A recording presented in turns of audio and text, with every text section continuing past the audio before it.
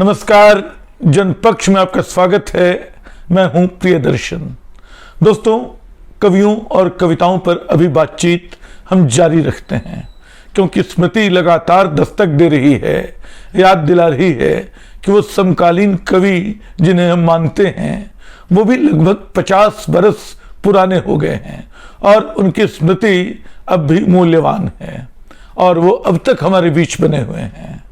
तो आज बात इस श्रृंखला में एक ऐसे कवि की जो 70 के दशक में हिंदी कविता के आसमान में किसी धूमकेतु की तरह उगा था। वो नक्सलवादी क्रांति का दौर था।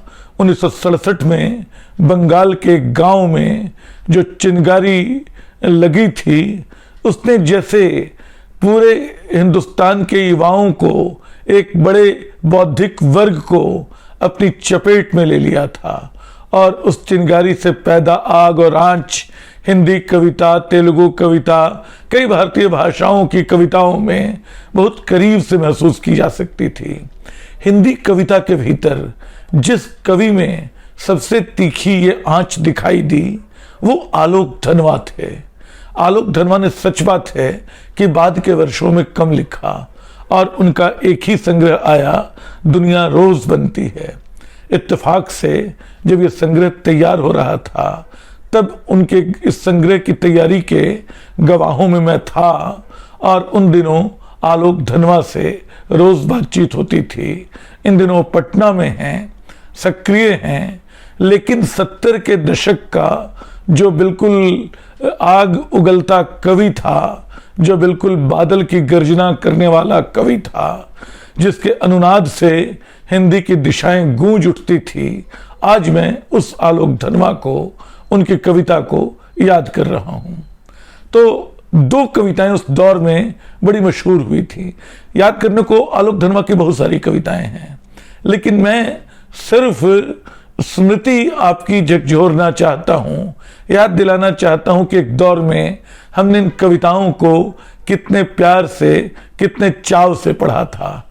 4 ऐसी कविताओं का जिक्र, समय रहा तो कुछ और बढ़ाएंगे। एक तो गोली दागो पोस्टर, वो बिल्कुल नसों को तड़काती हुई कविता जब आई थी, और कहते हैं कि आलोक धनवा अपने युवा दिनों में जब उसका पाठ करते थे तो उसका एक अलग रंग खिलता था।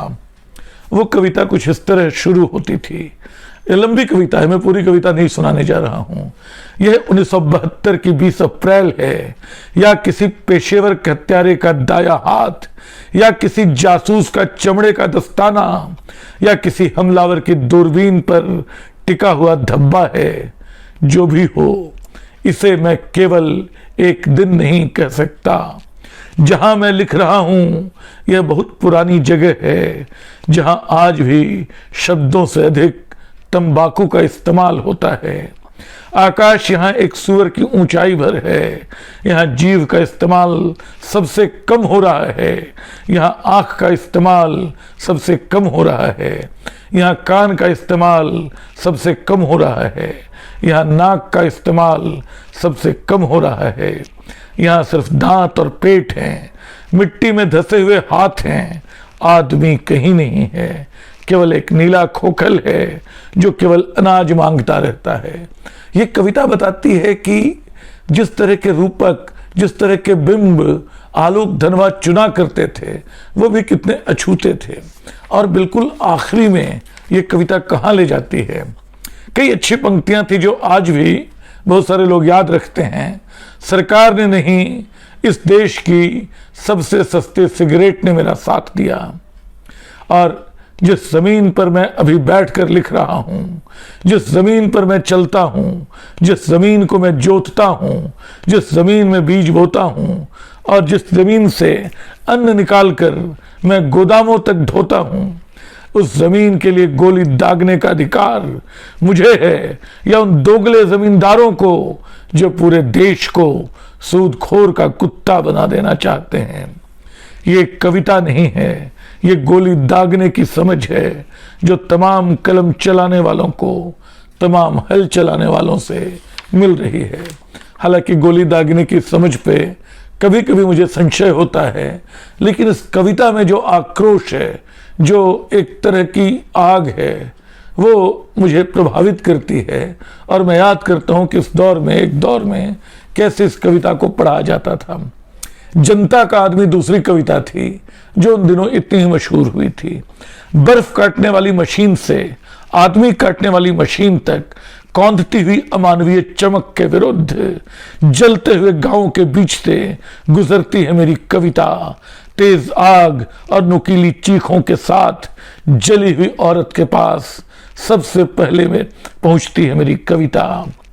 जबकि ऐसा करते हुए मेरी कविता जगह जगह से जल जाती है और वे आज भी कविता का इस्तेमाल मुर्दा गाड़ी की तरह कर रहे हैं। शब्दों के फेफड़ों में नए मुहावरों का ऑक्सीजन भर रहे हैं।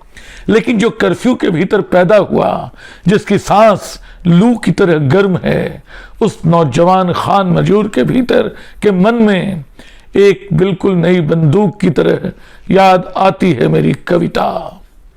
फिर भी ये लंबी कविता है, पूरी कविता आप पढ़िए, अपनी अलमारी से ये किताब निकालिए, आलोक धनवा की इकलौती किताब जो आपको कई यादगार कविताएं देती हैं। बाद के वर्षों में आलोक धनवा का स्वर थोड़ा नरम, थोड़ा मुलायम भी पड़ता है, लेकिन वह मानवीय मुलायमियत है, उसमें किसी को ढील देने की बात नहीं है। उनकी दो कविताएं जो हम लोगों ने एक दौर में बहुत चाव से पढ़ी, जिसमें विद्रोह का तत्व, जिसमें कविता के भीतर आने वाली चमक, जिसके रूपक, जिसके बिंब, जिसमें बात को सीधे कह देने का कौशल, जिसमें एक तरह की अदायगी की खूबसूरती ऐसी है कि आलोक धनवा को विलक्षण बनाती है। भागी हुई लड़कियां, घर की जंजीरें कितना ज्यादा दिखाई पड़ती हैं जब घर से कोई लड़की भागती है। क्या उस रात की याद आ रही है जो पुरानी फिल्मों में बार बार आती थी, जब भी कोई लड़की घर से भागती थी? बारिश से घिरे वे पत्थर के लैंप पोस्ट, सिर्फ आंखों की बेचैनी दिखाने भर उनकी रोशनी, और वे तमाम गाने रेत पर्दों पर दीवानगी के आज अपने ही घर में सच निकले। ये दूसरा हिस्सा अब मैं सुनाता हूं, पहला हिस्सा भी पूरा नहीं सुनाया। तुम तो पढ़कर सुनाओगे नहीं कभी वो खत जिसे भागने के पहले अपनी मेज पर रख गई है। तुम तो छिपाओगे पूरे जमाने से उसका संवाद, चुराओगे उसका शीशा, उसका पारा, उसका आबनूस, उसकी 7 पालों वाली नाव। लेकिन कैसे चुराओगे एक भागी हुई लड़की की उम्र जो अभी भी काफी बची हो सकती है, उसके दुपट्टे के झुटपुटे में? उसकी बची खुची चीजों को जला डालोगे, उसकी अनुपस्थिति को भी जला डालोगे जो गूंज रही है उसकी उपस्थिति से बहुत अधिक संतूर की तरह केश में। दोस्तों, ये 5 हिस्सों में बटी कविता है, बल्कि ज्यादा, मैं भी इसको भूल रहा था। 6 हिस्से तो अभी मुझे दिख रहे हैं। तो ये कविता जो है, मतलब भागी हुई लड़कियां हिंदी की शास्त्रीय कविताओं में है, और इनको पढ़ना, इन सारी कविताओं को 6 हिस्सों में पढ़ना एक तरह के अनुभव से गुजरना है। इसको ज़रूर पढ़िए। एक कविता और, इसका वास्ता भी लड़कियों से है, ब्रूनो की बेटियां। ब्रूनो की बेटियां भी बहुत लंबी कविता है। आलोक धनवा ने बहुत छोटी छोटी कविताएं भी लिखी हैं, बिल्कुल 2-2, 3-3 पंक्तियों की भी, लेकिन कुछ बहुत लंबी कविताएं भी हैं। और वो अचानक वैसे जादुई बिंब ले आते हैं कविताओं में। खैर, वो ब्रूनो की बेटियां, वे खुद टाट और काई से नहीं बनी थीं, उनकी माताएं थीं, और वे खुद माताएं थीं। उनके नाम थे जिन्हें बचपन से ही पुकारा गया, हत्या के दिन तक उनकी आवाज में भी जिन्होंने उनकी हत्या की। उनके चेहरे थे, शरीर थे, केश थे, और उनकी परछाइयां थी धूप में। गंगा के मैदानों में उनके घंटे थे काम के, और हर बार उन्हें मजूरी देनी पड़ी, जैसे देखना पड़ा पूरी पृथ्वी को गैलीलियो की दूरबीन से। वे राख और झूठ नहीं थी, माताएं थी। और कौन कहता है, कौन वहशी कि उन्होंने बगैर किसी इच्छा के जन्म दिया? उदासीनता नहीं थी उनका गर्व, गलती नहीं थी उनका गर्व, आदत नहीं थी उनका गर्व, कोई नशा, कोई हमला नहीं था उनका गर्व। तो ये जो कविता है, फिर ये बहुत लंबी कविता है और इसका अंत आते आते लगता है कि वो कहाँ ले जाते हैं कविताओं को। पागल तलवारें नहीं थी उनकी राहें, उनकी आबादी मिट नहीं गई राजाओं की तरह। पागल हाथियों और अंधी तोपों के मालिक जीते जी फॉसिल बन गए, लेकिन लकड़ी का हल चलाने वाले चल रहे हैं। रानियां मिट गईं, जंग लगे टिन जितनी कीमत भी नहीं रह गई उनकी याद की।